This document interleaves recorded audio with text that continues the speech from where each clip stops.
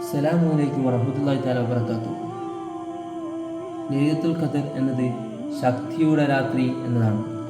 ലൈലത്തുൽ ഖദർ എന്നത് ഇസ്ലാമിൽ ഏറ്റവും പ്രാധാന്യമുള്ളതാണ് എന്ന് പറയാൻ തന്നെ ഒരുപാട് കാരണങ്ങളുണ്ട്. പ്രവാചകൻ നബി സല്ലല്ലാഹു അലൈഹി വസല്ലം തങ്ങൾക്ക് അല്ലാഹു തആല ഖുർആൻ ഇറക്കി കൊടുത്തരാവും. ലൈലത്തുൽ ഖദർ എന്നത് 1000 മാസത്തേക്കാൾ ശ്രേഷ്ഠമായതാണ്. ഏകദേശം 83 വർഷത്തോളം നമ്മൾ ചെയ്യുന്ന പുണ്യം ഒരൊറ്റ രാത്രി കൊണ്ട് നമുക്ക് ലഭിക്കുന്നു.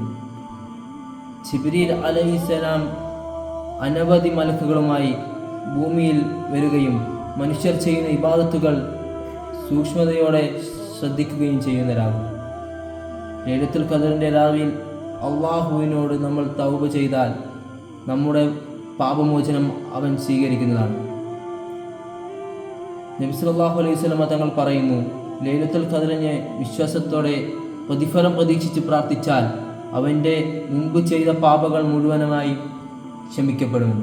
ലൈലത്തുൽ ഖദറിൻ്റെ രാത്രി അള്ളാഹു മനുഷ്യന് ശാന്തിയും സമാധാനവും നൽകിക്കൊണ്ടേയിരിക്കും.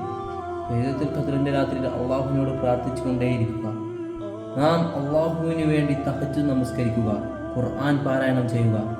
അന്നത്തെ രാത്രിയിൽ നാം അധികരിപ്പിക്കേണ്ട ദുആ എന്നത് അല്ലാഹുമ്മ ഇന്നക അഫ്വൻ തുഹിബ്ബുൽ അഫ്വ അഫ്വ അന്നി.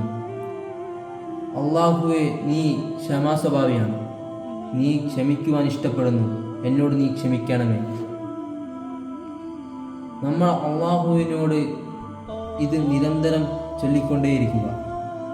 നാം ചെയ്യുന്ന ഇബാദത്തുകളിൽ അള്ളാഹുവിനെ മനസ്സിൽ ഉറപ്പിച്ചുകൊണ്ട് ഇബാദത്ത് ചെയ്യുക.